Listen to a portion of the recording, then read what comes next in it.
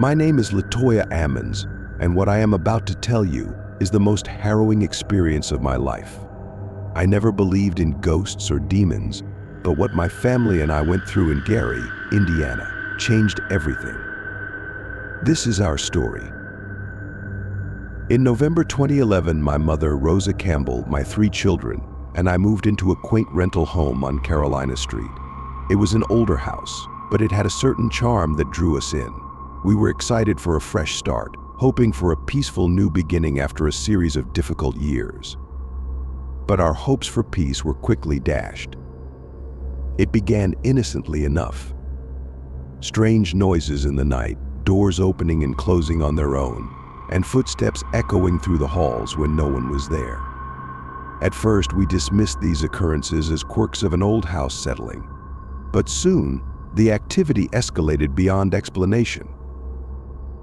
One night, my daughter, then 12 years old, was awakened by the sensation of being choked. She said she saw a dark figure standing over her, pressing down on her throat. She was terrified, and so was I. This wasn't a nightmare, it was something more sinister. As days turned into weeks, the disturbances became more frequent and intense. We would wake up to find muddy footprints on the floor that led nowhere. Objects moved on their own. The air was thick with an oppressive, malevolent presence. It felt like we were being watched constantly. The once charming house turned into a prison of fear. The most terrifying event happened one evening in April 2012. My 2 sons, ages 9 and 7, were in their bedroom when they started screaming. I rushed in to find my youngest levitating above his bed, his body rigid and eyes rolled back. His brother was frozen with fear, pointing at the ceiling.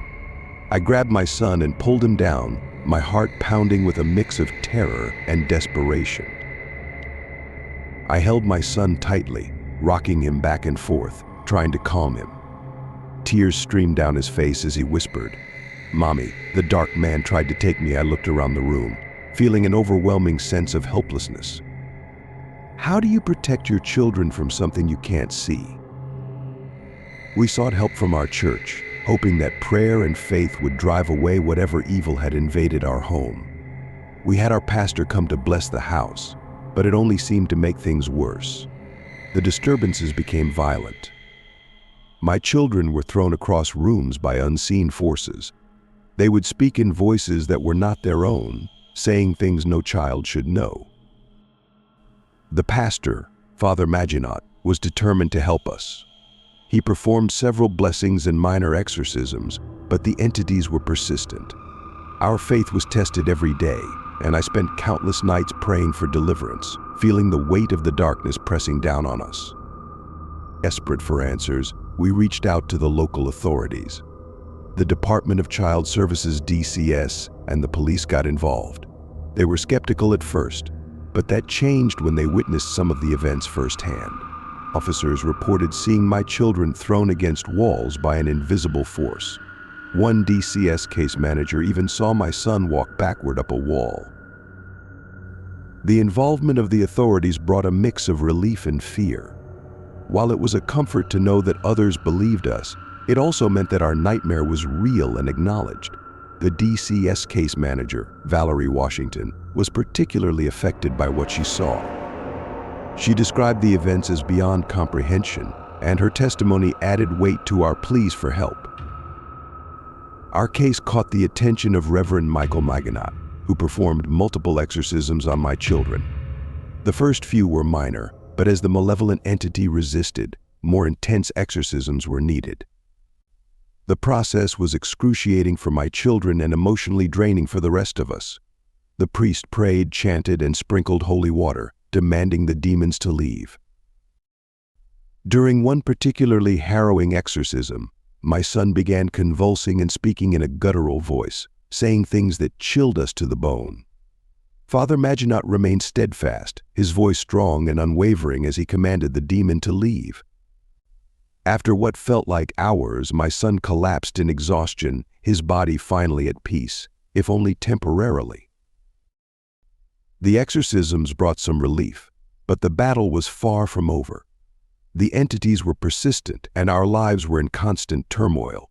We couldn't stay in the house anymore, it was too dangerous. We moved in with relatives and stayed in motels, always on edge, fearing the dark forces would follow us.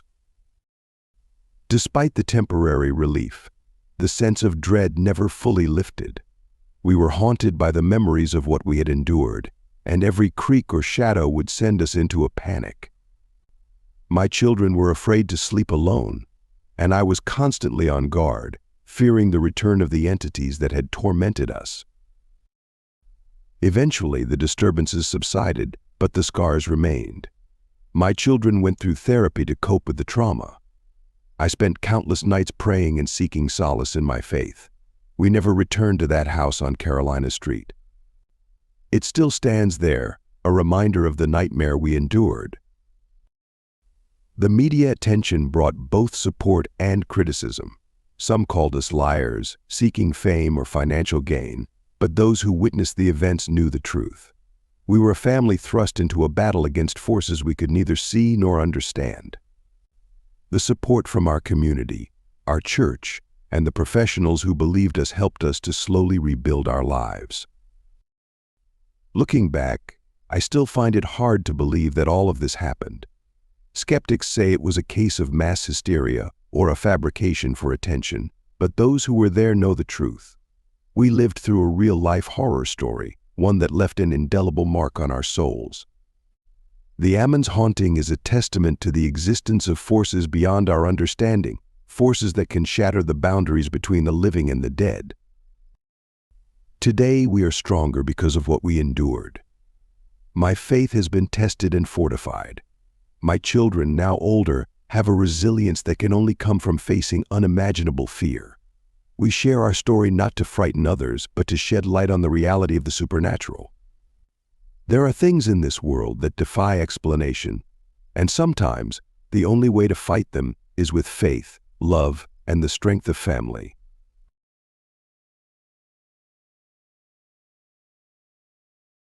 My name is Janet Smurl, and what I am about to recount is the most harrowing experience of my life. It all began in 1973, when my husband Jack and I moved into a duplex in West Pittston, Pennsylvania, with our 2 daughters and Jack's parents, John and Mary. The house was modest but perfect for our growing family. We were excited for this new chapter, unaware of the terror that awaited us. In the beginning, our new home was just like any other. We spent our days unpacking, decorating, and settling in. The duplex was cozy, and it felt like the perfect place to raise our children. However, it wasn't long before we noticed strange occurrences that made us question our sanity. It started with small things of foul smell that would waft through the house without any discernible source, cold spots that seemed to follow us from room to room, and strange noises that echoed through the halls at night. At first, we dismissed these incidents as quirks of an old house. But soon, the occurrences became too frequent and disturbing to ignore. One evening, while I was in the kitchen preparing dinner, I heard a loud crash from the living room. I rushed in to find the family portrait we had hung on the wall, shattered on the floor. The nail it hung from was still in place. My heart raced as I picked up the broken glass, trying to make sense of what had happened. Jack tried to reassure me, but I could see the worry in his eyes. As weeks turned into months, the activity escalated. We would hear footsteps on the stairs when no one was there, and shadowy figures would dart across our peripheral vision. One night, Jack and I were awakened by the sound of our daughters screaming. We rushed to their room to find them huddled together, pointing at the corner where a dark, indistinct figure loomed. When we turned on the lights, it vanished. The physical attacks began shortly after. I would feel unseen hands touching me, and Jack was scratched and bruised by invisible forces. Our home, which had once been a place of comfort, had become a prison of fear. We sought help from our parish priest, who blessed the house, but the activity only seemed to intensify. In 1986, after years of enduring the torment, we reached out to Ed and Lorraine Warren, renowned paranormal investigators. They had a reputation for dealing with cases like ours, and we desperately needed their help. When they arrived, they immediately sensed the malevolent presence in our home. Lorraine, a gifted clairvoyant, walked through the house with a rosary in her hands, her face pale and tense. She later told us she sensed multiple entities, including a powerful demon. Ed set up cameras and recording devices, determined to document the activity. They both assured us they would do everything in their power to help us reclaim our home. The Warrens' investigation revealed the horrifying extent of the haunting. They captured voices on tape, furniture moving on its own, and even a shadowy figure that seemed to follow them from room to room. Lorraine conducted a séance, during which she communicated with the spirits tormenting us. She learned that our home was built on land that had seen much suffering and violence, attracting dark entities. Ed performed a series of blessings and minor exorcisms, but the demon was resilient. It seemed to take pleasure in our suffering, growing stronger with each attempt to expel it. The Warrens decided that a major exorcism was necessary, but it required the approval of the church, a process that could take months. During this time, the attacks grew more violent. Our daughters were thrown from their beds at night, and Jack was nearly suffocated by an unseen force. I could feel my sanity slipping away as the days turned into a blur of fear and exhaustion. Every corner of our home felt tainted by evil, and there was nowhere to escape. The media caught wind of our plight, and our home became a spectacle. Reporters camped outside, eager for a glimpse of the supernatural. Some neighbors offered support, while others accused us of fabricating the story for attention. The scrutiny added to our stress, but we were determined to fight back. Finally, in August 1987, the church granted permission for a major exorcism. Father Robert McKenna, an experienced exorcist, arrived at our home, accompanied by the Warrens. The atmosphere was tense as we gathered in the living room, praying for deliverance. Father McKenna began the exorcism with a solemn prayer, invoking the power of God to expel the demon. As he sprinkled holy water and recited the rites, the house seemed to come alive with a malevolent energy. Objects flew across the room, and a deafening roar filled the air. I clung to Jack, feeling a mix of hope and terror. The exorcism lasted for hours, pushing us all to our limits. Father McKenna's voice never wavered as he commanded the demon to leave. Slowly, the activity began to subside. The oppressive presence that had haunted us for years seemed to weaken, and finally, with a final prayer, the house fell silent. The weeks following the exorcism were a time of healing and reflection. The activity in our home ceased, and for the first time in years, we felt a sense of peace. We knew that the battle wasn't over and that the entities could return, but we were stronger now, fortified by our faith and the support of the Warrens. Our story became the subject of books and television shows, bringing awareness to the reality of paranormal experiences. While some continued to doubt our account, many others reached out with their own stories of hauntings and supernatural encounters. We had become part of a larger community, united by our shared experiences. Looking back, I still find it hard to believe that all of this happened. The years of torment took a toll on our family, but they also brought us closer together. We learned to rely on each other and to find strength in our faith. The Smurl haunting is a testament to the existence of forces beyond our understanding, forces that can shatter the boundaries between the living and the dead. Today, our family is stronger because of what we endured. We share our story not to frighten others, but to shed light on the reality of the supernatural. There are things in this world that defy explanation, and sometimes the only way to fight them is with faith, love, and the strength of family.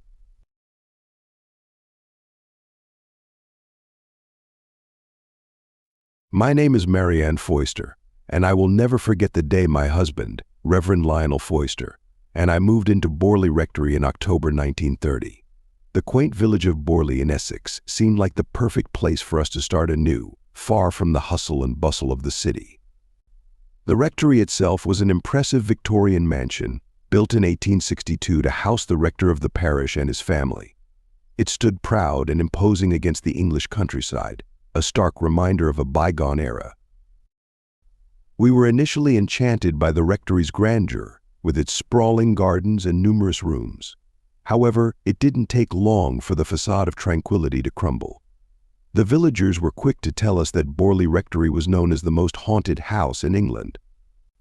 At first, we laughed it off as local folklore, but soon we realized that the tales were more than just ghost stories. Our first few nights at Borley Rectory were marked by a series of unsettling events. We would hear disembodied footsteps echoing through the hallways, doors slamming shut with no one around, and whispers that seemed to come from the very walls themselves. Lionel, ever the skeptic, tried to rationalize these occurrences, attributing them to the old house settling or drafts. But deep down, I felt an undeniable sense of dread. One evening, as I was unpacking in our bedroom, I noticed a cold breeze sweep through the room, despite the windows being closed. The temperature dropped suddenly, and I could see my breath in the air. A chill ran down my spine as I heard a soft, mournful sobbing coming from the hallway. I gathered my courage and stepped out to investigate, but there was no one there. The sobbing continued, growing fainter and fainter and fainter until it was barely audible. The first time I saw her, I was in the kitchen preparing dinner. Out of the corner of my eye, I saw a figure in a long, dark habit glide past the doorway. I turned quickly, but she was gone. It was as if she had vanished into thin air. I told Lionel about the apparition, but he remained skeptical, suggesting that it was a trick of the light or my imagination. But it wasn't just me. Our staff and visitors also reported seeing the spectral nun wandering the grounds and corridors. She was described as a sorrowful figure, always silent, her presence both haunting and heart-wrenching. There were other apparitions, two shadowy figures that darted across rooms, only to disappear when approached. The poltergeist activity began subtly at first. Objects would move on their own, books flying off shelves, and furniture rearranging itself overnight. But as time went on, the activity grew more violent and malevolent. One night, as Lionel and I sat reading in the living room, a vase suddenly lifted off the mantelpiece and hurled itself across the room, shattering against the wall. Lionel could no longer dismiss the occurrences as mere coincidences. We decided to keep a diary of the events, meticulously recording each unexplained phenomenon. The diary became a testament to the relentless haunting that plagued Borley Rectory. Our entries detailed doors opening and closing by themselves, the sound of phantom bells ringing, and the chilling sensation of being watched. Desperate for answers, we decided to hold a séance, hoping to communicate with the spirits and understand why they were haunting our home. We invited a few trusted friends who were knowledgeable about the paranormal. The atmosphere was tense as we gathered around the table, holding hands and calling out to the spirits. The temperature in the room plummeted, and the air grew heavy with an oppressive energy. Suddenly, the table began to vibrate, and a loud bang echoed through the room. A voice, barely more than a whisper, filled the air. "Help us," it said, filled with anguish and despair. We asked who they were and what they wanted, but the voice only repeated, "Help us."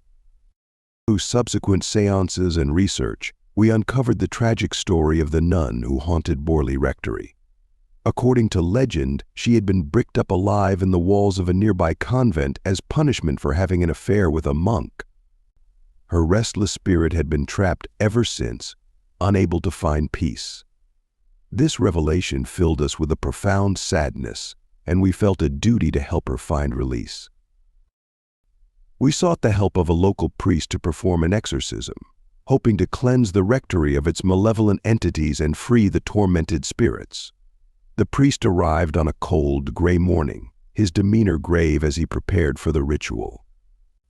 Lionel and I stood by, praying for deliverance from the dark forces that had taken over our home. The exorcism was a harrowing ordeal. As the priest recited the rites, the house seemed to come alive with fury.